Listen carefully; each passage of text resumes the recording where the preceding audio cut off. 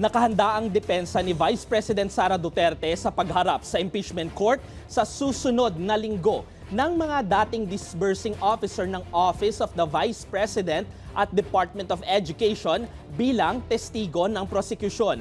Ayon sa tagapagsalita ng impeachment court, nasa korte ang desisyon kung ituturing ang mga ito na hostile witnesses kaugnay sa akusasyong misuse of confidential funds laban kay VP Sara. Ang balitang A to Z ni Ace Cruz.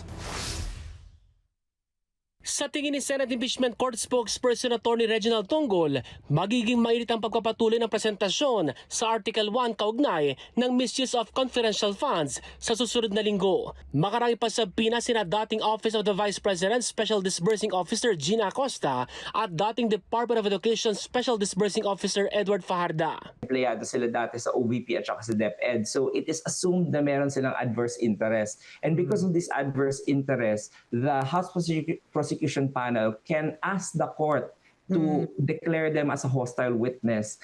Ang hostile o labag sa loob na testigo ay kaiba sa karaniwang inihaharap sa witness stand dahil mas malaya ang pagtatanong sa mga ito. Pwede kang magtanong ng leading questions at pwede mong i-impeach yung testimony at yung credibility ng witness in open court kahit na witness mo yon. Magugunita sa testimonya ng dating Land Bank Shaw Boulevard Branch Manager na si Violeta Constantino kay Gina Acosta na kapangalan at siya rin ang tumanggap na encashment ng cheque ng OVP na nagkakahalaga ng 125 million pesos kada isa o katumbas ng kalahating bilyong piso sa pagitan ng December 2022 at July 2023. Isiniwalat din ni dating Land Bank DepEd Branch Manager na si Nenita Campuzano ang tatlong cheque ng DepEd na nagkakahalaga naman ng 37.5 million pesos ang bawat isa.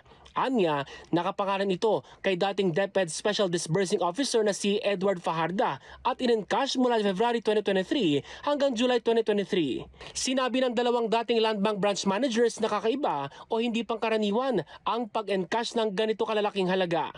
Hindi rin nila alam na confidential funds ang mga ito. Una nang sinabi ng depensa na kanilang rerespetuhin ang kabilang panig sa pagpresenta kina Acosta at Fajarda. Kailangan pa nilang i-qualify yan and the court will have to declare them as hostile witnesses.